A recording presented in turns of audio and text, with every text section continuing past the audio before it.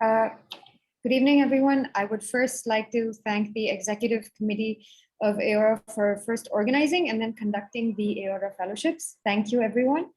And to all the mentors who have taken so much time out of their very busy schedules, thank you for inspiring the next generation of regional anesthetists with so much enthusiasm and patience.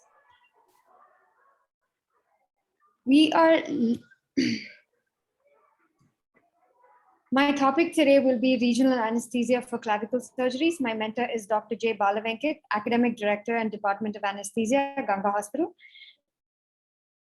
And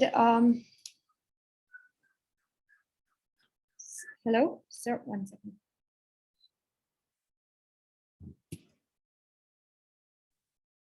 Go ahead, Vedhika, we can hear you. Okay, sir.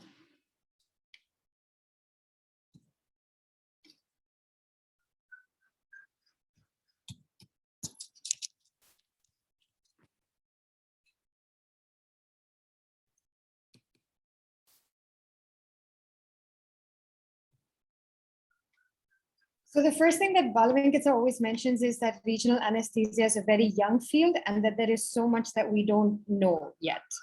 And his question is, how far would you go to divine the truth? I'd like to start with an anecdote. So this paper that I will be beginning with is called Ultrasound Guided Supraclavicular Nerve Blockade, the first technical description and relevance for shoulder surgery under RA. This was published in 2011 in Anesthesia.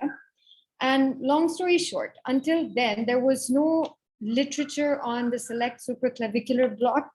And how it came about was a regional anesthesia consultant who, as the volumes had been decreasing with time from our initial 30 to 25 ml, and they started giving 10 ml and found that the block started failing. Or was it really a block failure, or was there something that was being missed? This inadequacy was addressed by selectively administering 2 ml of local anesthesia above the level of the middle scalene muscle at the level of C4, C5 nerve root. They used to see a hypoechoic structure that was lying above the middle scalene muscle that had emerged from the root of C4. To determine whether that 2 ml was in fact blocking the supraclavicular nerve, it was performed on a healthy volunteer. This volunteer was a senior consultant anesthesiologist who decided to have one of his colleagues undertake the block on himself. So how they went about it is they identified the C5 nerve root, scanned cranially to identify the superficial cervical plexus, and then scanning caudally, the supraclavicular nerve was identified as a 3 mm wide hypoechoic structure running in the plane between the scalenus medius and the posterior border of the sternocleidomastoid.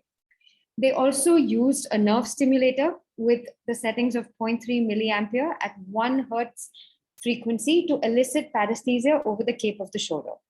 Once this was done, local anesthesia was injected. And as you can see the pictures, the area in the dashed line is the area over which patient had loss of sensation to cold testing. The patient was a regional anesthesia enthusiast.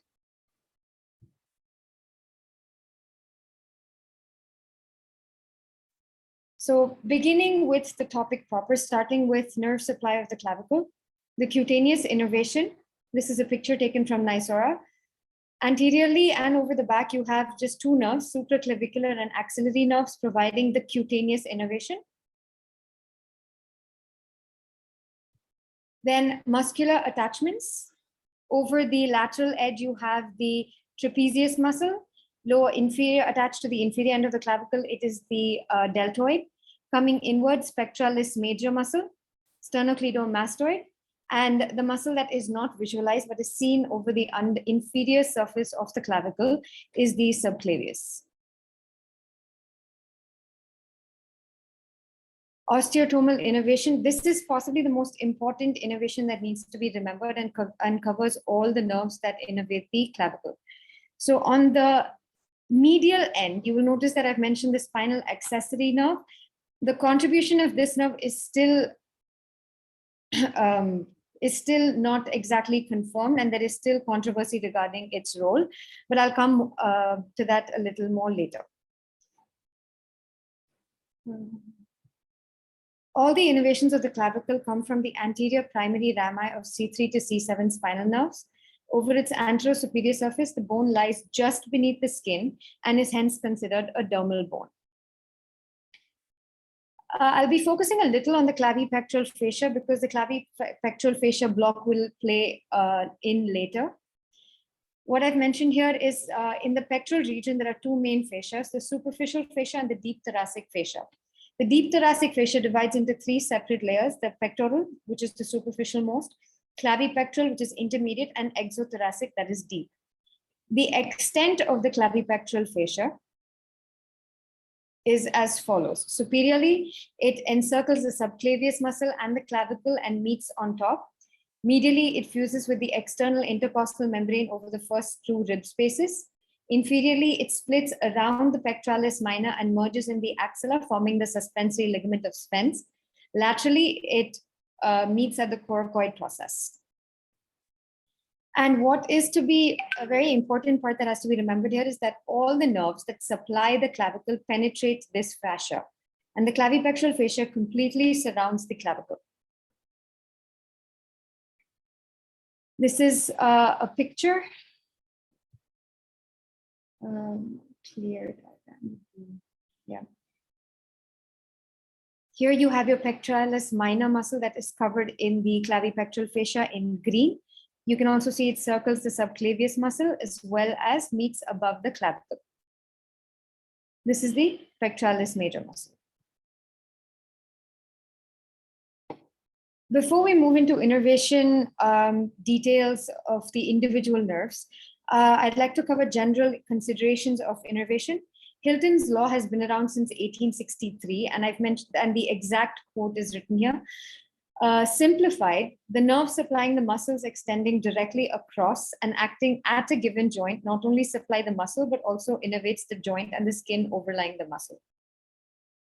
So bone innervation is slightly different. The periosteum is richly innervated and its innervation takes off from these four subheadings.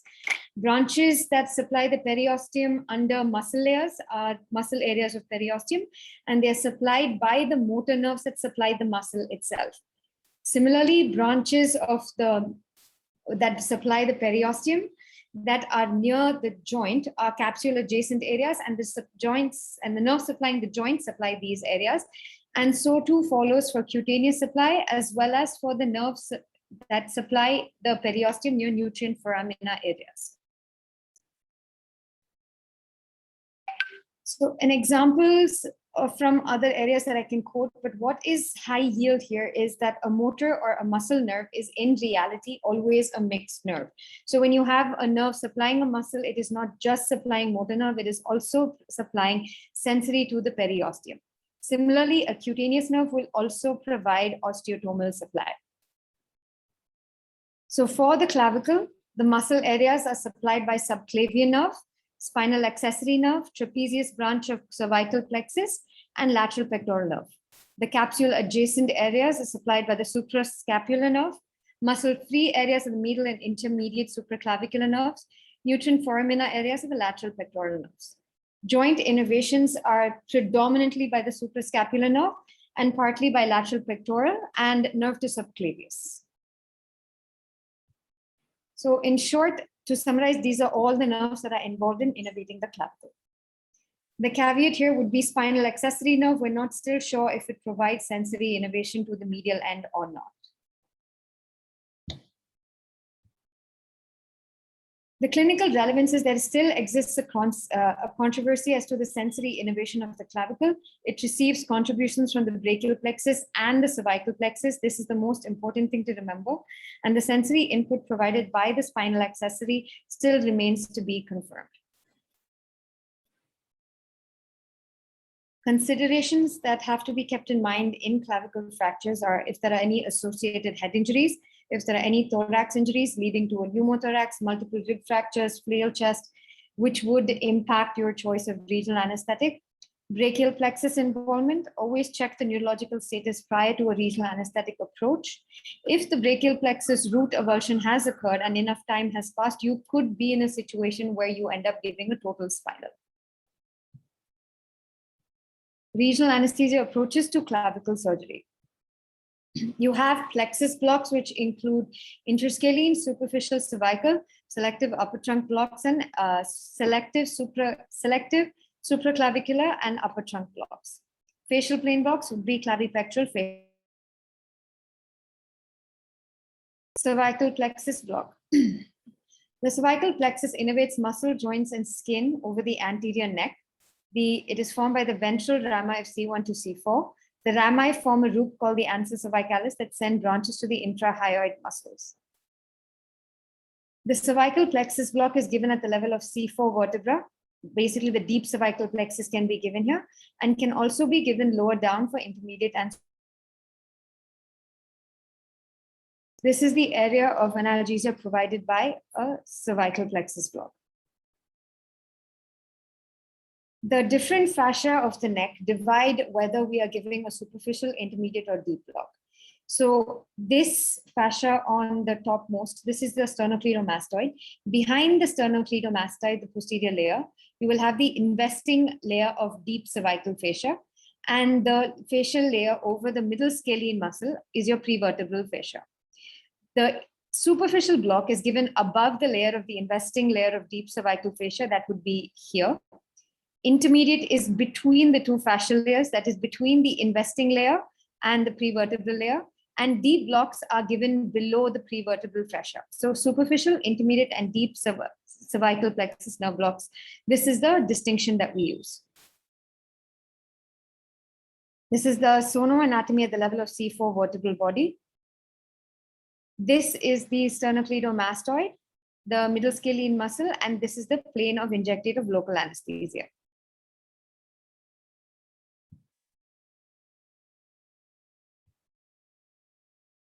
In short, target the plane below the sternocleidomastoid and above the middle scalene muscle. There will be a single pop felt as that of the needle piercing through the investing layer of the deep cervical fascia of the neck, which lines the deeper surface of the sternocleidomastoid. This is given above the prevertebral fascia.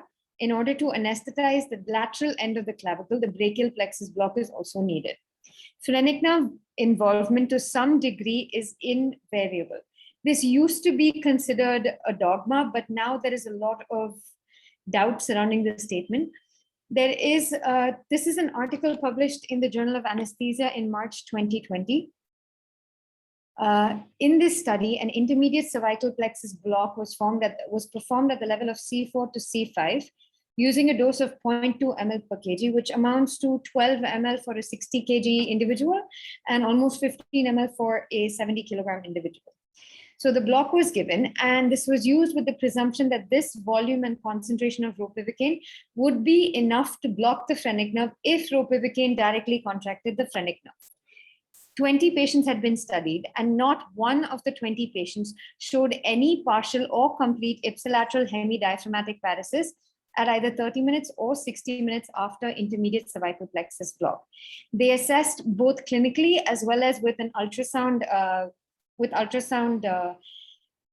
measurements of diaphragmatic excursion, both prior to the block as well as after the block. So they had objective evaluation of diaphragmatic movements. Pulse oximetry saturation was stable in all patients, and there was no respiratory symptom. And in addition, ipsilateral weakness or sensory changes in the arm, facial palsy, Horner syndrome, or tongue deviation did not occur in any patient.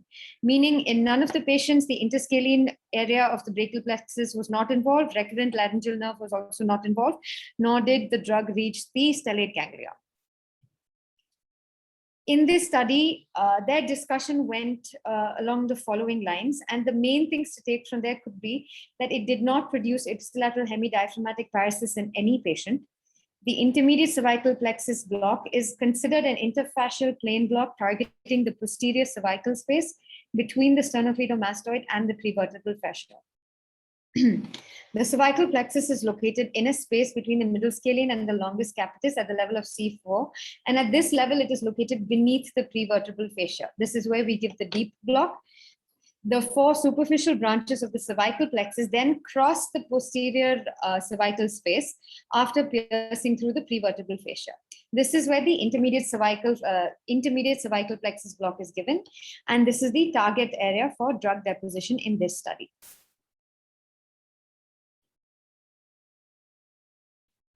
Question for the way forward would be, is the phrenic nerve spared or not?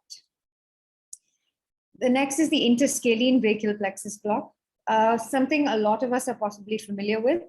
Patient position would be supine, semi-sitting, or lateral, however the user is comfortable. Typically, a linear high-frequency probe is used and a needle depth of less than 50 millimeters. Probe position is either at the level of the cricoid or even at the level of the C7 in the axial oblique plane to obtain the best possible transverse view of the brachial plexus. To visualize the classic stoplight sign. Scanning using PART method is optimized. Visualize the nerve roots or trunks in the transverse view. Nerves in the interscalene groove appear hypoechoic, distinctly round or oval, and are located between the anterior and middle scalene muscles.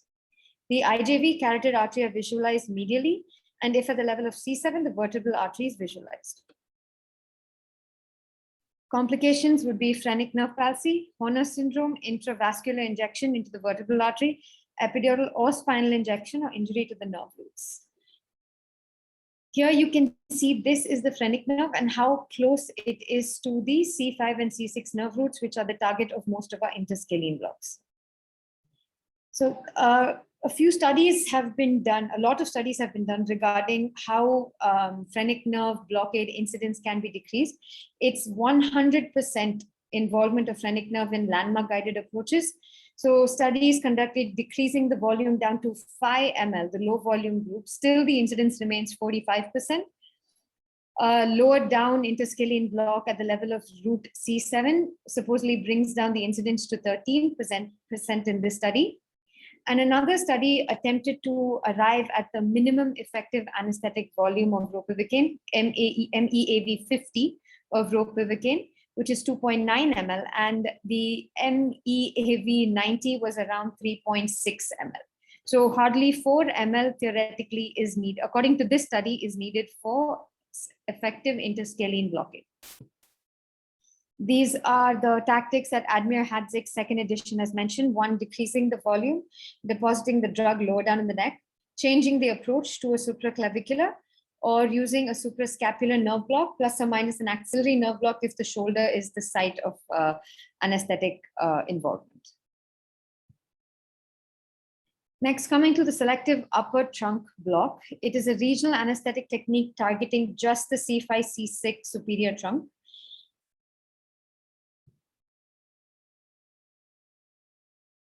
The phrenic nerve lower down in the brachial, lower down in the neck is considered to be further away from the interscalene groove. So it is safer to deposit a lower volume of drug in this area. This is your classic stoplight sign that we can see. This is an image that was recorded in an ultrasound guided SCUT block that was performed in one of our patients in the hospital. Lower down when C6, if you can see, it just begins to divide. Drug was deposited above C5 and below C6, above the level at which suprascapular nerve takes off from C5, C6.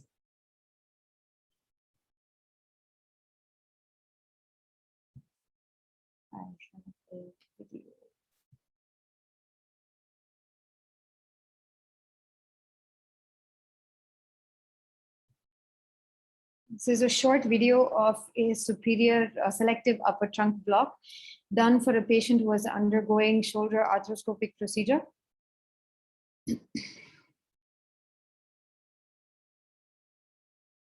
In this particular block, a total drug volume of 5 ml was used.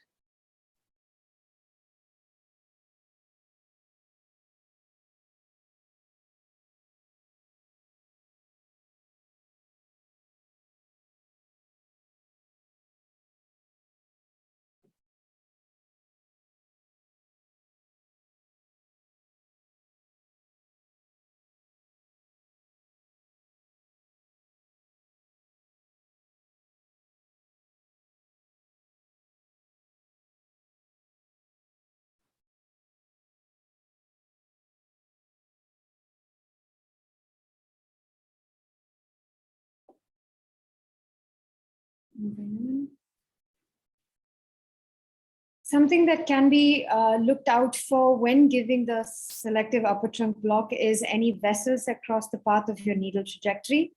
So this is your superior trunk of the brachial plexus. And as you can see, this is your transverse cervical artery and your suprascapular artery, both which are in very close proximity to your superior trunk of the brachial plexus. According to the study conducted by David Kim in 2019, published again in Anesthesiology, they described their level, their ideal level at which to give the selective upper trunk block. And they say the best place to give it is just scan where the suprascapular nerve is given off and give the block just above that point to ensure that you're also involving the suprascapular nerve.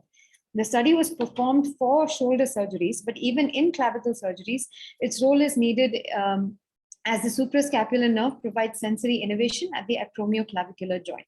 So any surgery that involves the lateral end of your clavicle will require you to block the suprascapular nerve. In this study, a phrenic sparing alternative to the interscalene block, the incidence of diaphragmatic involvement was only 4.8%. This is the lowest incidence of diaphragmatic involvement. This is another picture from that study as to how they approached the selective upper trunk block. This selective supraclavicular and upper trunk block is a technique that was presented at AORA by Dr. Shiva Shanmugam sir, and its publication is still pending. I will be talking about the supraclavicular be given as a single injection double penetration technique. Referring back to the anecdote with which I started, the supraclavicular nerve arises from the superficial cervical plexus and descends caudally in the neck deep to the platysma beneath the superficial cervical fascia before it divides into its medial, intermediate, and lateral branches.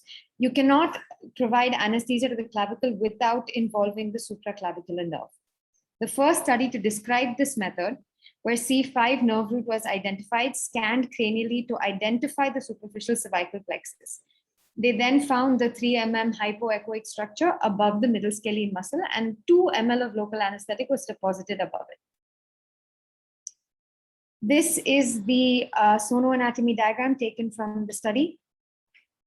In that study, the middle scalene, the supraclavicular nerve had already split into its lateral and medial branches. Both were anesthetized individually.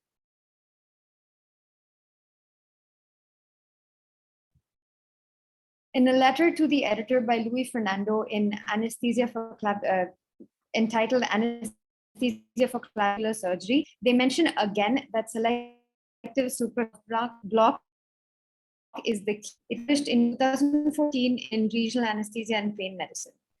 They describe the method that they use, which is the most suitable approach to the supraclavicular nerve, is made at an intermediate point between the interscalene and the supraclavicular approaches, about 2 to 3 centimeters above the clavicle, after it's crossing the prevertebral layer of the deep cervical fascia.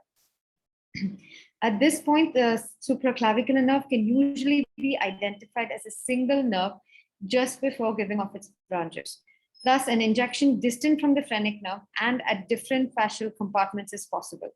They theorize that according to dissection studies and cadaveric studies, the phrenic nerve lies beneath the prevertebral fascia, whereas the point at which the injection for the supraclavicular nerve is given is above the prevertebral fascia.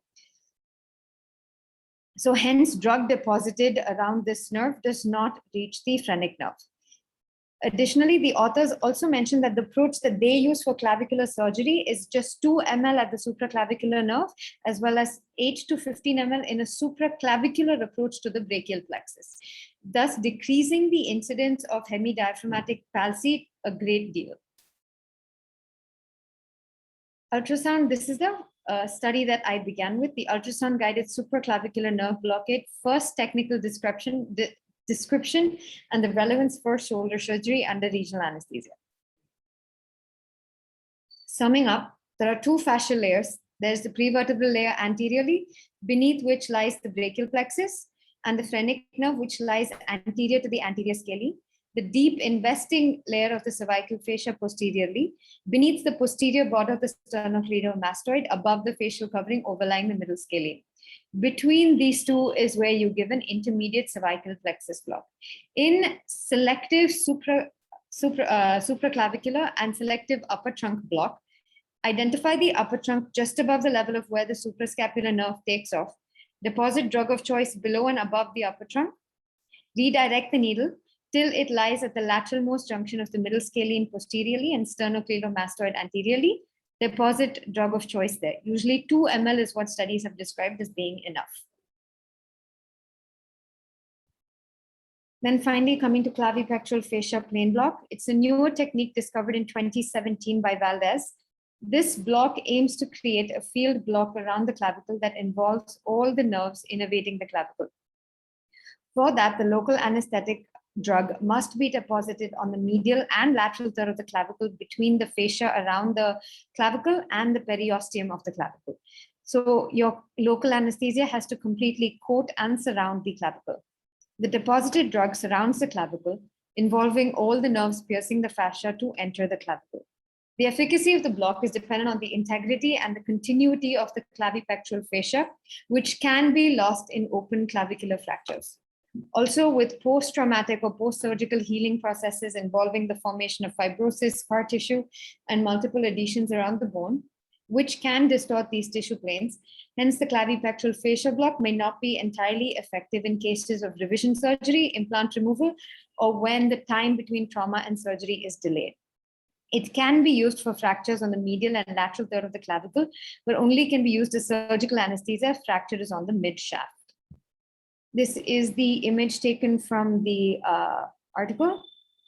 Probe position is over the medial end and the lateral end. Needle is directed inferiorly to cranially. This is the sonor anatomy picture. Inferiorly, you have the pectoralis major, subclavius, the clavicle muscle, and superiorly you have the platysma, behind which is the omohyoid.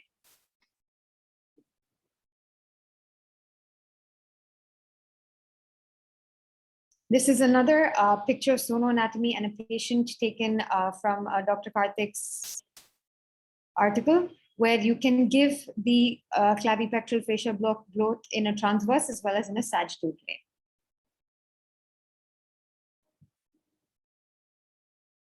How is all of this translated to an in practice? How do I do it approach?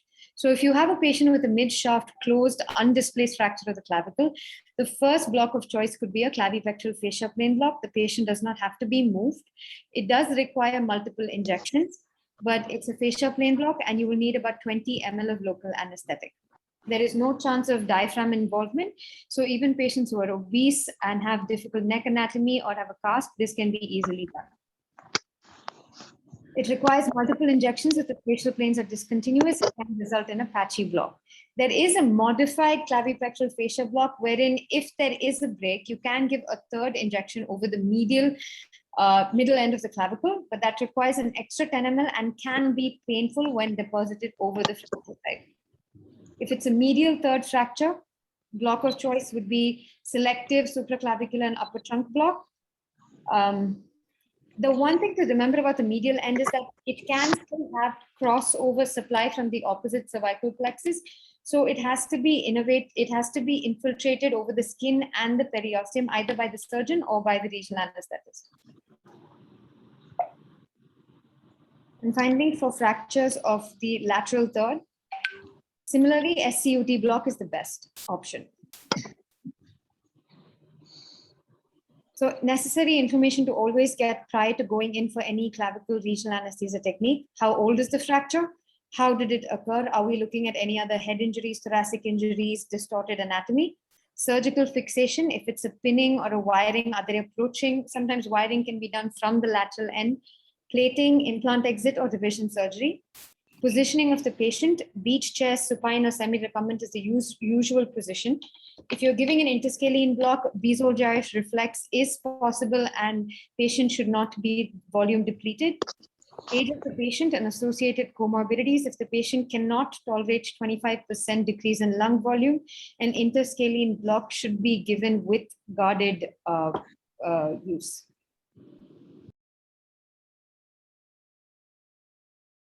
How to assess the block and how to go about a rescue. Since the clavicle is a dermal bone, cold sensation directly over the bone is the best way to assess effectiveness. The clavipectoral fascia block does require 20 to 30 minutes to ensure coverage of the cutaneous branches, which are given off above the level of the clavipectoral fascia. So if time is of the essence, surgical infiltration over the skin has to be performed by the surgeon.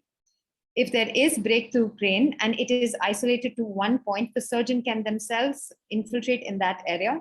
If the pain cannot be localized or if there is a block failure, a higher level block can be attempted if the patient has not been draped or an incision has not been placed. If nothing works or surgery has started, TIVA moderate sedation is the best option, as the surgery usually is performed in the sitting position and very close to the airway. So intubation and SGA position placement might not be possible. Complications, the most talked about is hemidiaphragmatic paralysis. And what has to be remembered is that there is a total reduction in lung volume by 25%. Most patients remain asymptomatic and tolerate this very well without even noticing it. But some patients will develop respiratory distress. Phrenic nerve is formed by the anterior primary rami of C3 to C5 nerve roots and provides motor supply to the diaphragm, which is the most important inspiratory muscle. So how can the assessment of the severity of the blockade of the phrenic nerve be done? If the oxygen saturation decreases by more than 7%, it is considered a complete diaphragmatic paralysis and possibly requires intervention. And objective assessment can be done by assessing the degree of excursion change. So this was performed on the patient, in which, in fact, only 5 ml of drug was used in a superior trunk block, that too. This was the pre-block excursion, which was measured to be 4 centimeters prior to the block. 5 minutes after the block, we used 0.25 bupivacaine with 4 mg of dexamethasone. The excursion had decreased to 0.97%. So there's a decrease of greater than 75%, which is considered complete phrenic nerve blockade. This was done on one of our patients, again, undergoing shoulder arthroscopic procedures. Since the patient will be in a semi-recumbent position, effects of the diaphragmatic paresis should be well tolerated. If required, reassurance, oxygen supplementation, NIV, or if very severe invasive ventilation strategies till the block wears off. There are papers regarding saline washout techniques, but there is a lacking of robust evidence. Thank you. These are my references. Thank you all for your time.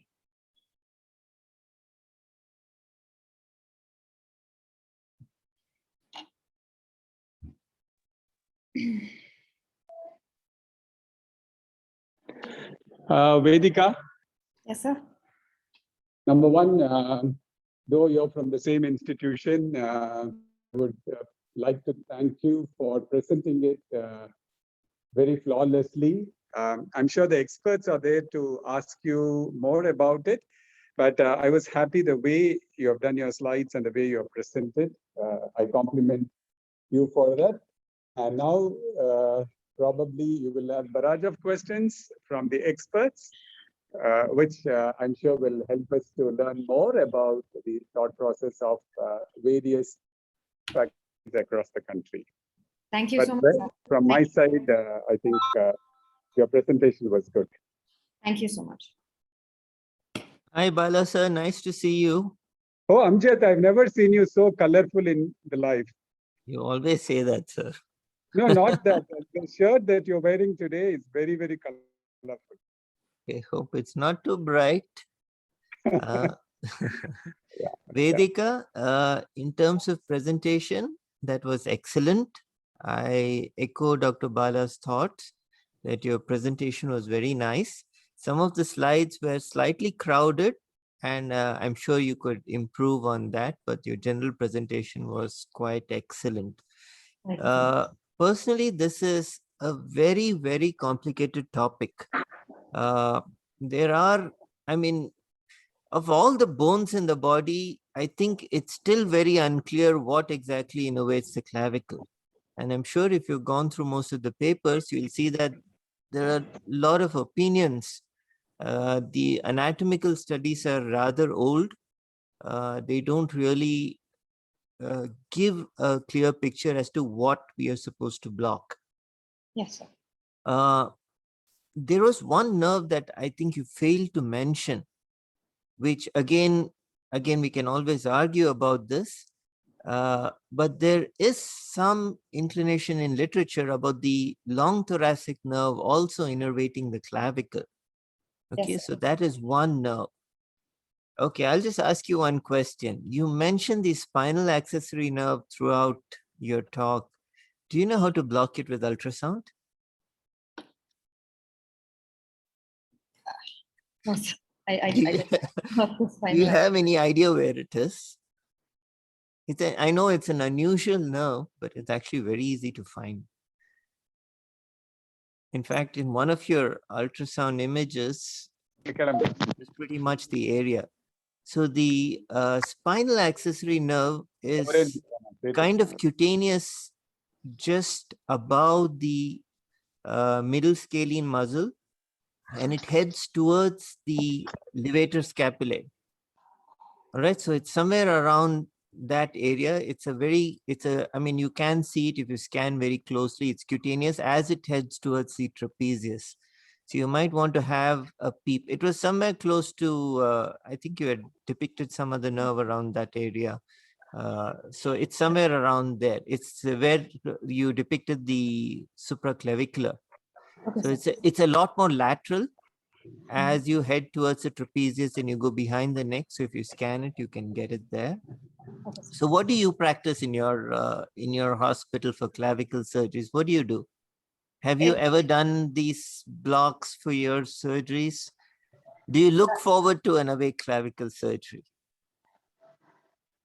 I like seeing the block. So I have seen a clavipectoral fascia block being done, and for a lot of the shoulder scopies that we do, it's given in the block room preoperatively, and usually all the consultants will say check the cold sensation over the shoulder, over the cape of the shoulder, just to see if the supraclavicular nerve is also going. So what is usually practiced is a selective upper trunk block with, and some consultants will also go on to will perform a scut block, basically. Will also go a little above the middle scalene and deposit a few ml of drug there. Clavipectoral fascia, I haven't personally performed, but I have seen my consultants perform. Okay, so do they do the same thing when the fracture is more towards the mid shaft and the medial? I haven't seen a Do you look medial forward to a end. medial clavicular plating, or do you just hide under an LMA or a tube? I haven't seen a medial end clavicle being done. So personally, I can't speak for the institute, but I have spoken when this topic came up. I spoke to a lot of the senior consultants in the department, and I asked them, and they said, yes, we comfortably perform medial end clavicle with clavipectoral fascia block. And if it's a medial end, they will ask the surgeon, or they themselves will infiltrate over the periosteum and the skin prior to the start of surgery. But I haven't seen this personally, sir. Okay. So I'm wondering where the mentors are today. Good evening. Ritesh, there you are. So I'll keep my mouth shut now. Over to you. Shiva. Yeah, nice, Vedhika. Well, first of all, I should congratulate you. It's nice to see a fellow presenting to such a extent. Thank you. Yeah, aesthetics of the slides are, that's okay. You will improvise over a period of time. That's not a problem. But the content and the analysis is really, I thoroughly enjoy. A lot of things are there now. In your experience, you've seen both clavipectoral and are you do all the clavicles only under block, or how it is? How many percentage that you will do exclusively only under block? So to be very fair, in my 6 months, I've been a fellow about 7 months, that I've seen. Yeah, that's fine. In that time, probably 4 to 5 clavicle fractures that have been there. And those 4 to 5 that I have seen have all been done under block. Either interscalene, if it's typically young adult patient, no other issues, interscalene, or a clavipectoral fissure. Okay. Scut anybody's performing? So we do it regularly for shoulder scopies because of the posterior port, or if they do use put an anterior port and it can have cape involvement, they do use they add a few ml, couple of ml just to show us. Typically, when the newer fellows come in, or we've never seen it, or we ask to see, then Okay, they will well, always show us. okay, I will show you that. We have actually, what you have shown, that article we put for publication, we have actually presented this study in 2018. By the time the entire surgery was over, by the time the amount of clavicle, what we'd have done is about 300 cases, but we have the data for about only 70 cases, objectively studied. Okay, sir. The volume that we have used is 3 ml for supraclavicular and 5 ml for upper trunk, as you said. The failure rate is almost nil. So that gives us a lot of understanding, even though the anatomical literature was a bit confusing. The spinal accessory is not playing any role. Because when we do 500 clavicles only under block, not even a single GA conversion with this volume, it completely rules out. There is no role of, Accessory. yes, spinal accessory might come to the clavicle, but these nerves, what we are blocking now, that is adequate enough to provide the surgical anesthesia coverage. And then similarly, the long thoracic nerve that has got a root value of C5, C6, C7, but we block 2, C5 and C6 in upper trunk. C7 we spares. Yes, sir. So since we are not completely blocking the serratus anterior, so we are really doubtful how much the long thoracic nerve contributes. These are all basically by performing about 400, 500 clavicles exclusively under block and assessing them meticulously. So I would not eliminate, but it's not playing a major role in clavicle as such. I have read the PEX2 study and how PEX1 didn't work, but PEX2 works. So possibly there is a role for long, but I didn't mention it because I didn't want to enter thoracic plane blocks into. Yeah, so which is very consistent based on the experience now, I would say that is now to subclavius 1. And then the supraclavicular, that's because the skin will be spared if you don't adequately soak it. Supraclavicular is must, and then the nerve to subclavius, and then since we are injecting at the upper trunk, the axillary nerve. Because if you look at the lateral end, the deltoid will originate from the lateral end of the clavicle. For insert of plate, the surgeon has to elevate both the pectoralis major and then the deltoid insertion so that they can insert the plate. So even in the upper trunk block, when we spare the other middle and the inferior trunk, the lateral pectoral nerve, that might come from the lateral cord, which we are sparing basically. But still it is not playing any role because we could able to complete the surgery only with upper trunk block. That means, as you said, the muscle, the nerve that innervates the bone, innervates the adjacent muscle also. So because the surgeon is clearly elevating the pectoralis major muscle attachment from the clavicle with the periosteal elevator. If you look at the clavicle procedure meticulously from step by step, skin, subacute, platysma, and then he has to elevate the muscle with a periosteal elevator to put his plates. So only with an upper trunk block, we are not blocking both medial and lateral pectoral nerve. The medial pectoral nerve, I think, comes from the, I don't know, it's not from the upper trunk. C5, C6, it will come from C5, C6, C7, and C8, T1, we don't. Yeah, the lateral pectoral nerve, maybe from C8 and T1, the other, so we are not blocking it, but still the patient is not complaining of pain. So that role also is not there.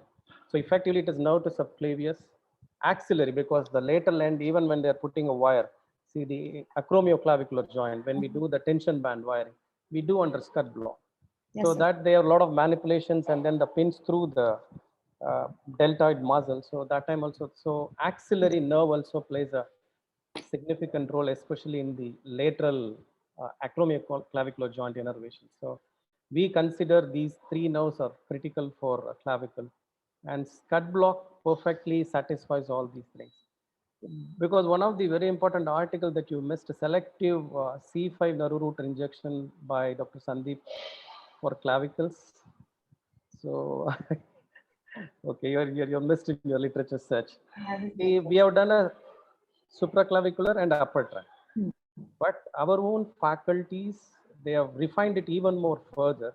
They've injected only the C5 nerve root and then supraclavicular. This is a further refinement. Only C5. Okay. Only C5 nerve root. In that study, even though we are not able to eliminate that the C6 is not blocked, only by looking at the elbow flexion, the musculocutaneous, whether it is involved or not, we can say that you are only selective to C5.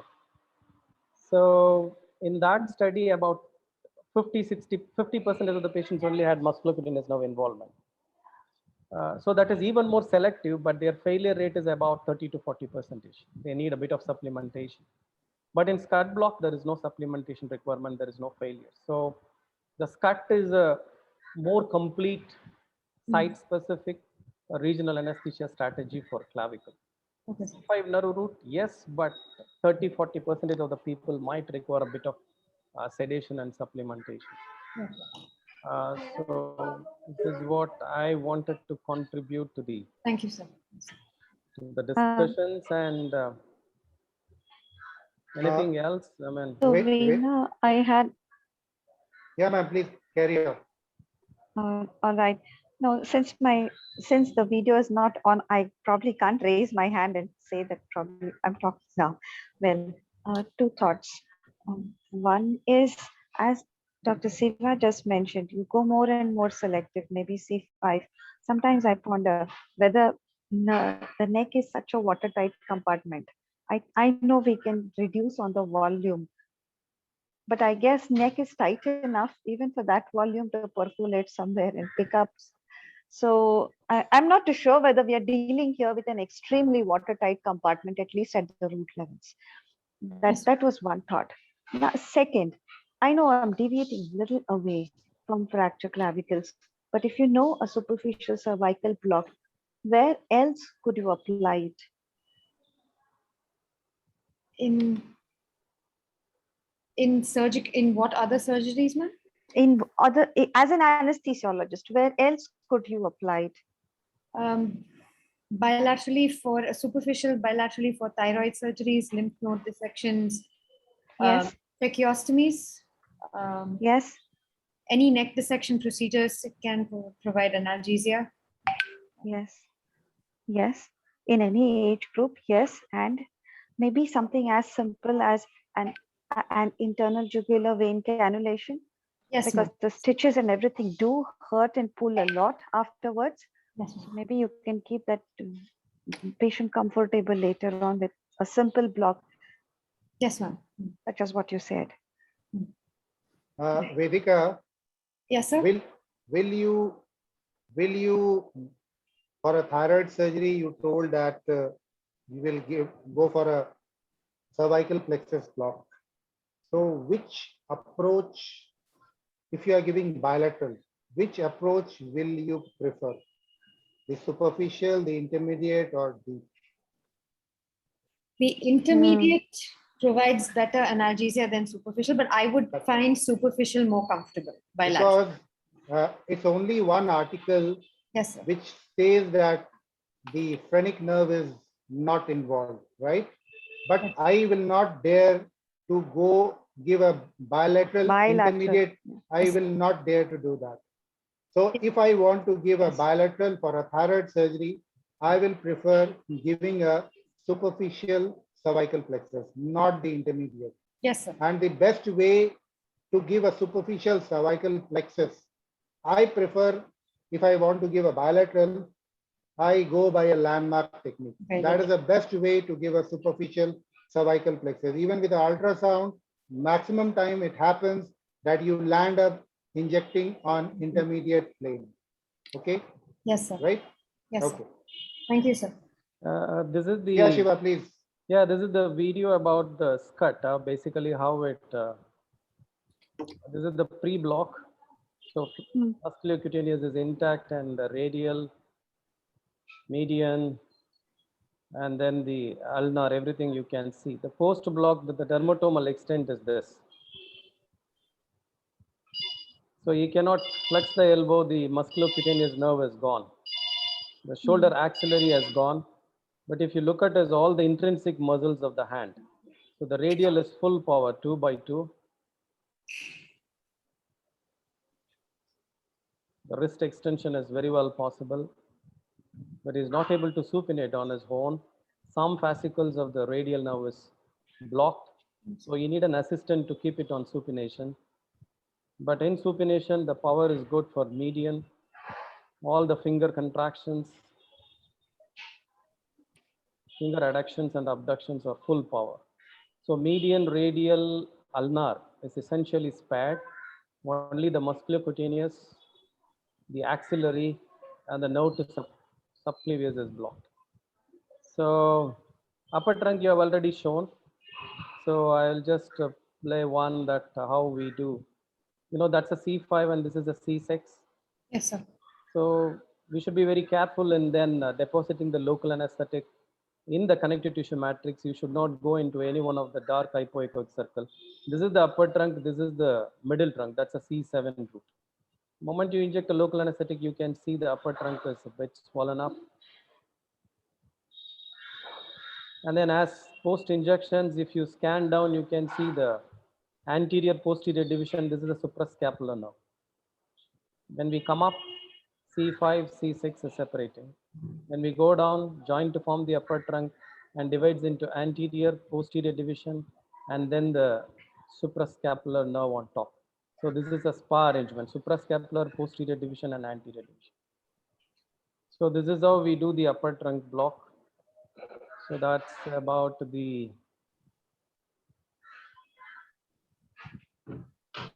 then about the for the other fellows. So we will show some suprascapular nerve injections. So how we do it.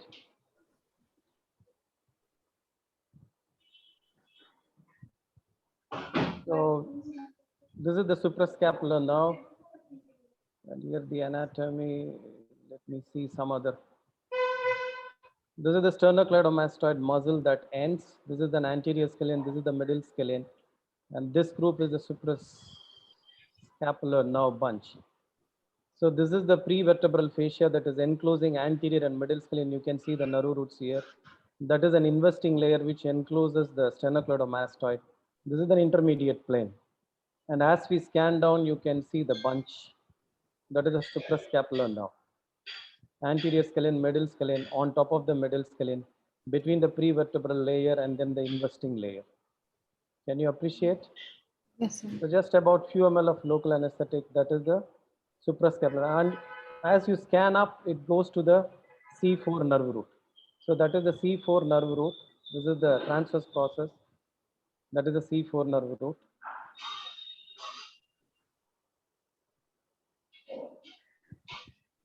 So that is the suprascapular nerve injections. So at what level do you give the suprascapular nerve injection, sir? I mean, supraclavicular. Basically, one is,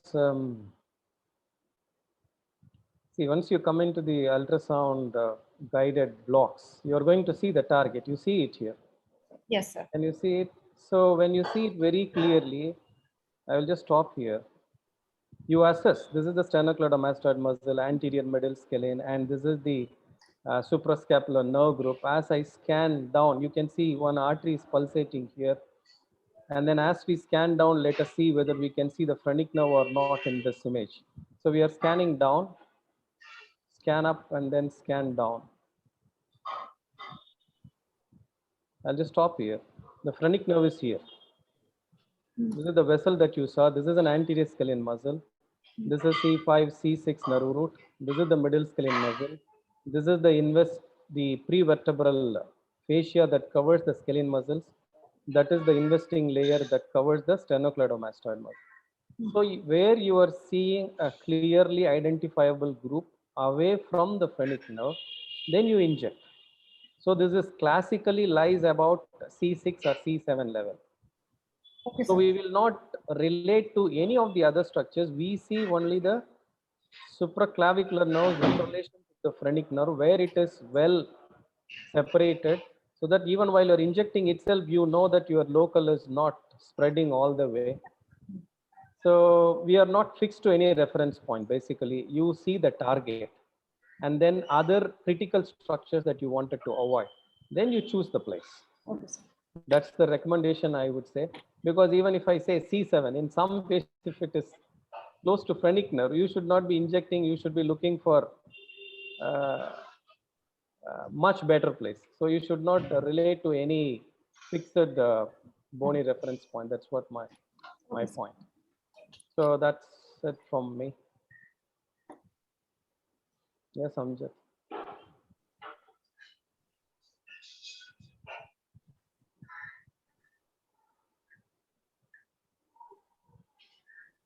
Any more questions from the fellows?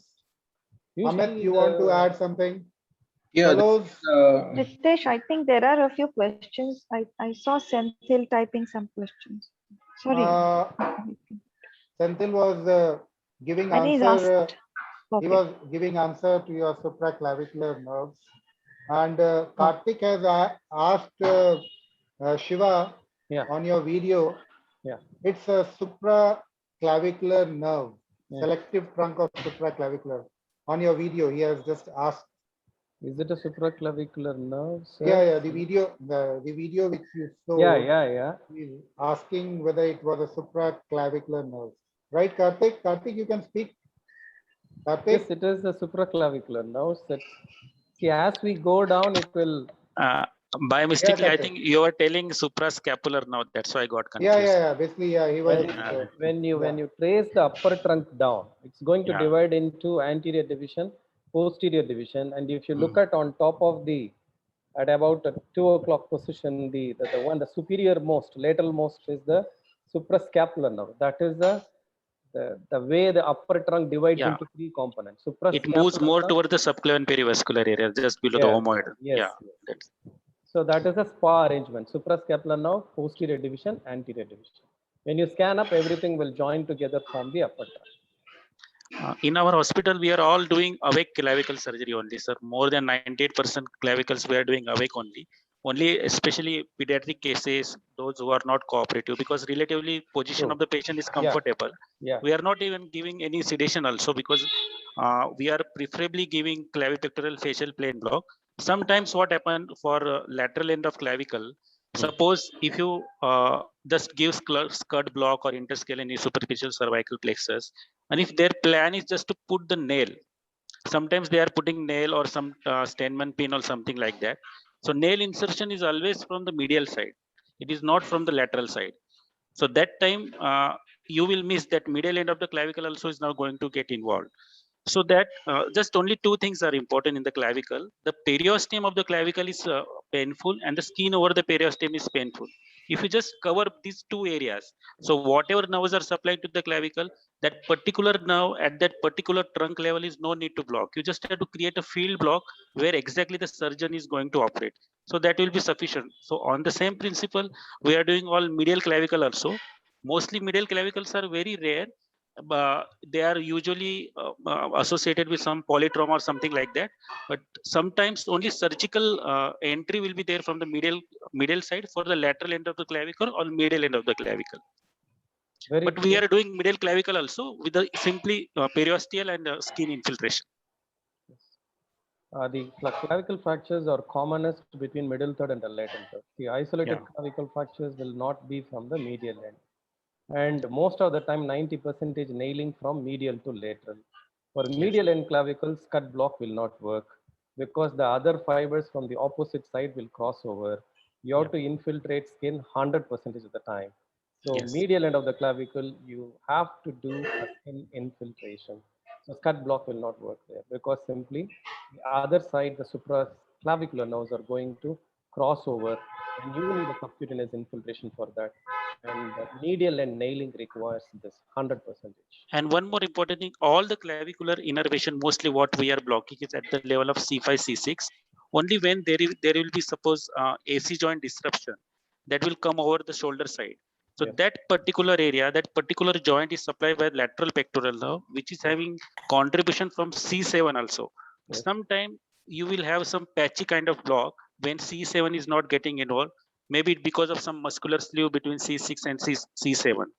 So that is also possibility. So just make sure if it's AC joint and going towards the shoulder side and the surgeon is approaching towards the shoulder side, then you just have to take care of C7 also if you are not giving clavipectoral facial plane block. Otherwise, clavipectoral facial plane block will work because that will create a field block there. So it is okay for us. In clavipectoral fascia plane block, you need additional No, sir. intervention. No, sir. For skirt block or anything, wherever we are targeting only C5, C6, then you require that C7 involvement also. If No, lateral in pectoral, stud block, it's not required. if Definitely. lateral, no, there No, is not one at just, Not yeah, at some, yeah, okay, so no, Not at all. Maybe what would have happened is, yeah. I will tell you, when you do a supraclavicular nerve block, it Hmm. divides into medial, intermediate, and lateral. Hmm. Suppose if you have spared one of the lateral branch, suppose if you come too lateral, see all Yes, the yes. supraclavicular nerves together join and form a one single group. If you inject there, you will block medial, intermediate, and lateral branch. But if you go little bit more down, Yeah, if you block there, the lateral branch is already taken off. If you spare it, yeah. it will supply the exactly where they are going to put a pin or a wire. Otherwise, we have do all the acromioclavicular joint interventions only under skirt block without any problem. But if some surgeons will wanted to anchor the lateral end of the clavicle to the coracoid process, that time they will put the nylon inside and try to pull it up. So that time it will not adequate because they will manipulate lot the pectoral muscles. So if Yes. there it is only the wire and then the K wire and they are doing a figure of 8, the skirt block is more than adequate enough. Yeah, skirt block is always better because clavipectoral facial plane block, though they are saying that it will work nicely, but it will work only when there will not be disruption of the fascia. Because all facial plane block will work only in two conditions.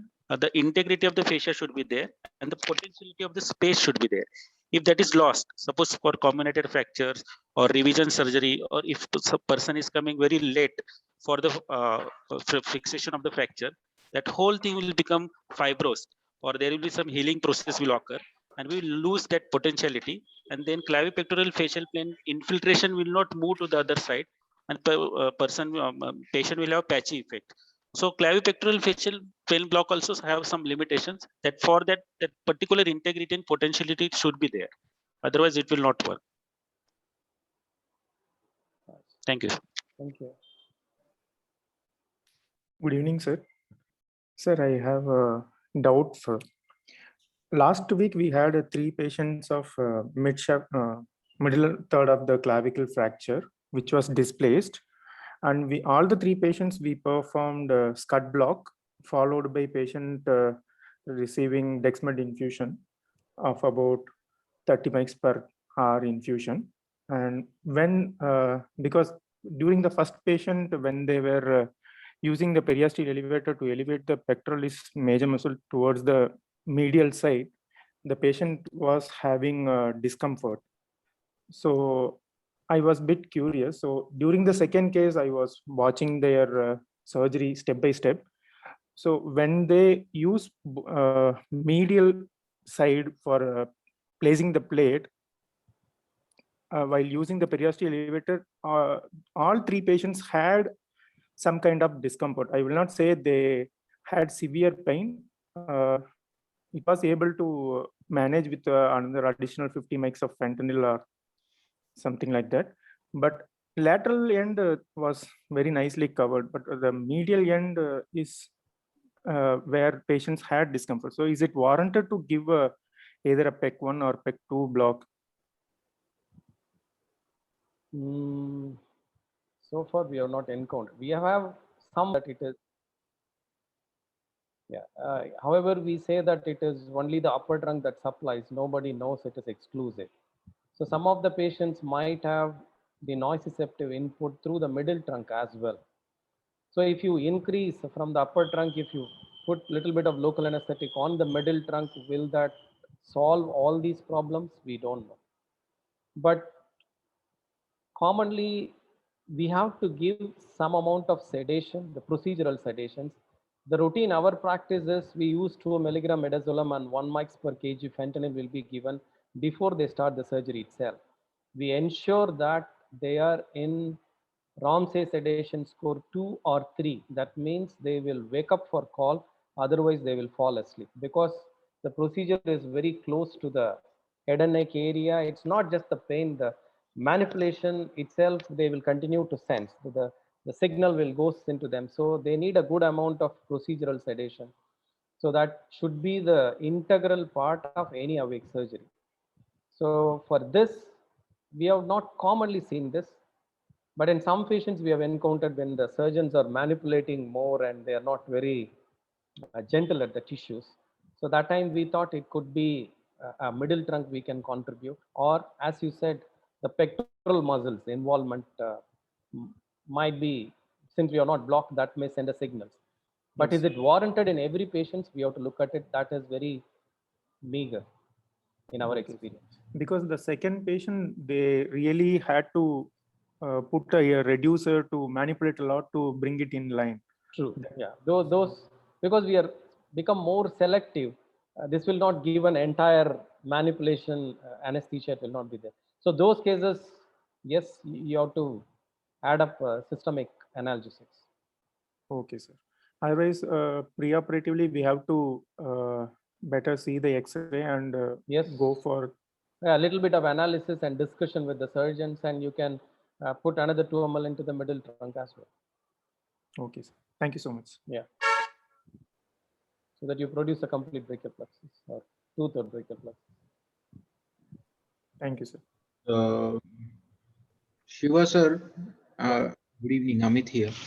Good evening, Amit. I have seen you giving this block as well, and it's a really wonderful experience. That big series of around 400, 500 patients. What were the old conventional thought was whenever a person, whenever a patient has clavicle injury, it is a relative contraindication for any brachial plexus block, because there may be associated brachial plexus injury. Yeah. Most of these patients are elective patients, but have you come across, sort of a semi-emergency situation where they thought that they will fix? And if so, how is it mandatory to rule out brachial plexus issues in these patients before subjecting them for block? Yeah, I mean, it's not just for the clavicle, for any brachial plexus block for that matter, anywhere injury, you should ensure that all the 5 terminal branches are intact. What we commonly examine is median radial ulnar.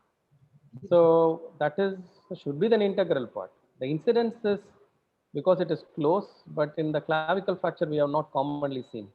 But associated with the shoulder injury and the avulsions are possible. Isolated clavicle fracture, even though it is close, we have not seen much of a brachial plexus injury along with it. But any procedures, we have to do a thorough examination of at least these 3 terminal nerves before putting a block. Even now, when they have a nerve injury, we will document, and we are routinely giving block for those patients also. So the double crush syndrome, we know it, we document it, and you do the block meticulously. That's the way we are doing it now. So the surgeons also, that generation is slowly going on. Yeah, and because the discussion is going on, and just we had this question about sparing effect and all. So this thought I wish to share with everyone, that when it is Ganga Hospital or when it is center from Puducherry, we have very polarized work with clavicle fractures. Sometimes in our center, or those surgeons who have newly joined the orthopedic department, they are not so well trained with clavicle handling, and therefore they will decide on table, and they will discuss, and they will create it as a very major surgery. And I mean, doing it under scud block is absolutely difficult. If you look at the surgical field, you feel that it is a revision shoulder surgery or something like that. So you have to agree with Amit. I thoroughly agree. What I'm talking about is the team where they will finish the clavicle procedure in 45 minutes. Correct. I work with a different surgeon as well, because what I'm talking about is they tuck the hand like this. So they will not move the shoulder, but the other team will be there. They wanted to keep the hand free, and they will hold here and then move, reduce. The scud block will not work there because nothing is blocked here. So for the nailing, they will do all sorts of manipulation so that it will not work. We know precisely what this block provides. So you should choose your surgical team, surgical technique, because basically we are titrating. As we become more and more site specific, it is paramount important that you should be knowing the surgeon, especially for regional anesthesiologists. Otherwise, we will be a simple fools. you will thoroughly get screwed up. Patient satisfaction will not be there. You can't perform the block. So I have a different approach for a different surgeon. If I come to my institute, I will hesitate to do a scud block because I know the PGs are going to do, they are going to take a time because their acromioclavicular intervention is entirely different. So unless you know all these things, block is fine, but the applications are wrong. Yes, very well, very well. And last point, which I found in the slide of the presenter, Vedhika is here, that comes under what she showed, inspiration, expiration with M mode to a maximum of around 3.5 centimeter. So I would like to ask, what is the normal inspiration, expiration in silent breathing and when it comes to rapid sniff? So I think it's okay. You can go back and read. And diaphragmatic assessment with ultrasound is also an essential aspect which regional anesthetist must know.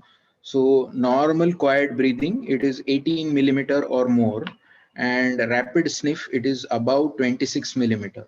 What you showed is 3.5. It means an extremely healthy young adult with deep inspiration.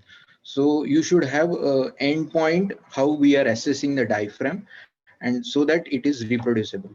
So fine. So this is one way, and where you put the probe, it also should be validated. Otherwise, somebody will put the probe in the right hypochondrium. So there are fixed areas where you would like to assess the diaphragm. Another aspect is diaphragmatic thickness. So how to assess diaphragm is another topic in itself. So you can go through that. Thank you. Vedhika, with your permission, I want to rename this class to Shiva's Masterclass on the Clavicle. Okay, Shiva has thrown a lot of insights, and thank you for your extensive talk. I think that time has come where we should be ending the class and moving on to our lives. For the fellows who got away without opening their cameras once again, please post your questions in the group if you have any. Okay, Ritesh, can we end? Yeah, we will end. Okay, thank you, Vedhika, everyone. Class. Thank you Well so much. done. Thank you so much. And stay safe. And rest of the fellows, obviously in the Zoom meeting, in the classes, you will not ask any question. So please, if anybody has got question, please post in the WhatsApp group. Please. Okay. Thank you very much. Thank you. Good night. Shiva, thank you very much. Good night. Bye-bye. Thank you. Bye-bye. Take care. Bye-bye. Bye. And Amjad, Yes.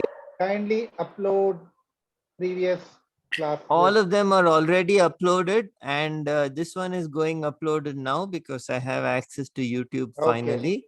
So this one will be up in a few minutes. Okay, chalo, great. Chalo, Okay, bye-bye. Bye-bye. Bye.